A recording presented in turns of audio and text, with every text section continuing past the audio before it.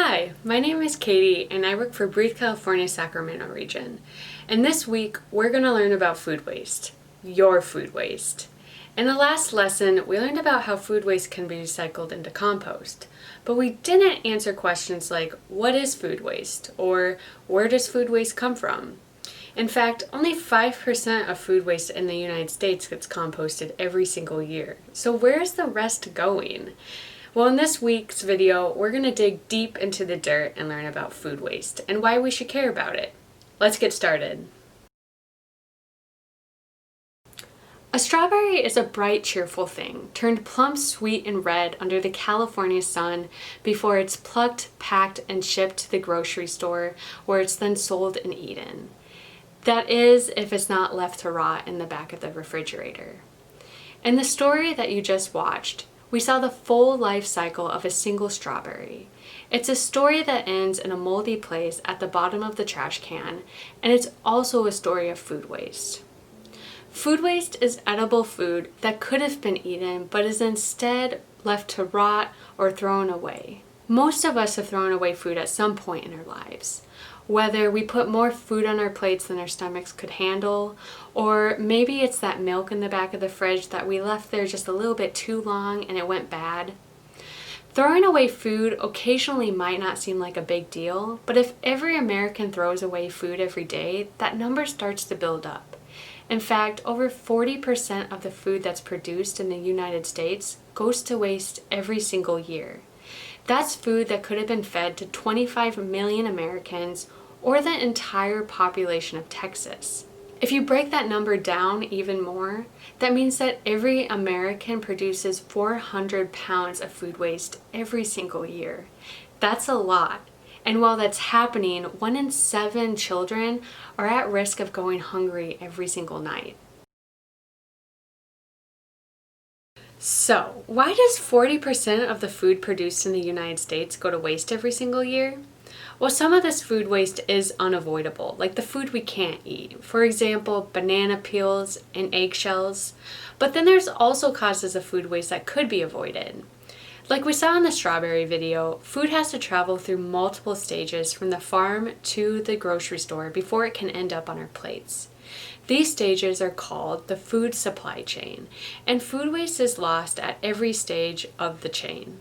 On farms, fruits and vegetables are left in the dirt because they're not visually perfect.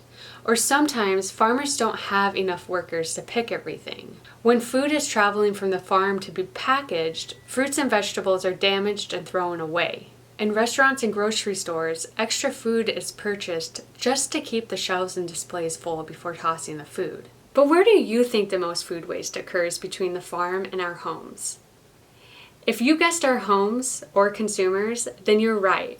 Consumers are the largest producers of food waste in the country, and 40 to 50% of food waste occurs in our homes. Fruits and vegetables are the largest portion of that food waste too. What is causing all the food waste at home? Well, there are 4 main reasons. The first is food spoilage, due to food not being used before it goes bad. Second, over-preparing food. This includes making larger meals than we can eat and serving more food on our plates than our stomachs can handle. Third, date label confusion.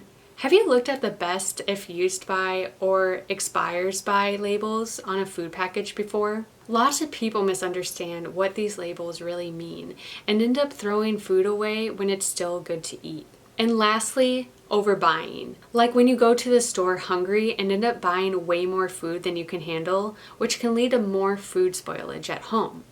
When we create food waste, we're wasting more than just food too. If we were to grow all of our food waste on one piece of land, that land would cover 3/4 of California, and growing that food would consume 20% of the US water supply. That means that when we throw away our food, we're also throwing away the land, water, energy, and labor it took to grow that food, including its nutrients that could have given me or you energy to keep going throughout the day. Just think about a loaf of bread and the long way it had to travel from the farm to the table. Did you know that a loaf of bread takes 240 gallons of water to make? That equates to 17 loads of laundry, which is a lot of water. Where does food waste go after we throw it away? When we're done with our leftover food, we usually just throw it away into the trash can and don't have to think about it again. But there isn't an away, and it ends up a lot closer than you think. It ends up here, at one of the many active landfills in the US. And what exactly is a landfill? Cities pay a company to dig a hole in the ground, toss in the food waste and other trash we want to forget, and then put a cover on it. And get this, only 5% of food waste in the US is composted every single year, and that remaining 95% ends up in landfills and makes up the largest component of material in US landfills. So what exactly happens to our food waste in landfills? When food rots in landfills, it's not just stinky. It produces an invisible gas called methane. Methane is a greenhouse gas that's 20 more times as powerful than another invisible gas that you may have heard talked about called carbon dioxide, or CO2. It's estimated that 16% of methane produced by human activity comes from food waste in landfills. That's methane that could have been prevented if we had either eaten the food or composted it instead. Invisible gases like methane and carbon dioxide are natural gases in the Earth's atmosphere.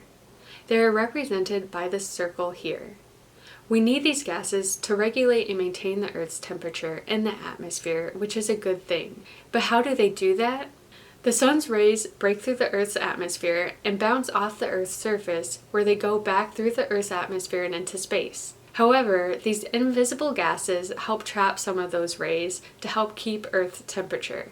Many scientists believe that if we put more of these gases into our environment than what is naturally already there, the invisible cloud of gases become thicker, as shown in this circle, and act like a blanket by trapping more heat and not letting it escape back into space. All this wasted food pollutes our air and is a major contributor to climate change. If food waste were a country, it would rank the third largest emitter of greenhouse gases in the world, just behind the US and China. So it really is an enormous problem, but it's also one of the easiest problems we can solve. One of the most obvious solutions is to compost our food waste, which is a natural process that recycles nutrients from our food back into the ground to create healthy soil. But what are things that we can practice at home to reduce food waste in the first place? Preventing food waste isn't just something that we have to rely on someone else to solve. It's something that we can solve within our own homes. In the next video, I'm going to go over strategies to reduce at-home food waste. But today, I'm going to share 5 key strategies that you can practice at home and to share with your household members so that you guys can reduce food waste together. Number 1, only buy or order what you need and what you can eat. A lot of food is thrown out because it goes bad or because it isn't eaten. Number 2, take home your leftovers and eat them. Sometimes people think they don't taste as good the second day, but honestly, that's sometimes when they taste the best. Number 3, if something goes bad in your fridge or you can't save leftovers, then compost the food waste. At least the compost will contribute to soil health and grow more food. Number 4, be less picky about the appearances of your fruit and vegetables. A lot of food is thrown out because it's not attractive enough for consumers. In fact, next time you go to the store, try to find the ugliest fruit to eat for lunch. And number 5, make a meal plan for the week with the person who cooks in the house to avoid impulse shopping. Impulse shopping is when you see the candy bar at the checkout aisle and buy it when you already have food to eat. An easy rule of thumb is to don't go shopping when you're hungry. Now that you understand the problem of food waste and how you can prevent it at home, take the pledge on the next slide to educate your family and friends and to practice food waste prevention at home. And the next time you're about to throw your food away, pause and think about why that food waste happened and if it could have been prevented. Thank you for digging into the dirt with me, and I look forward to seeing you next time. Bye.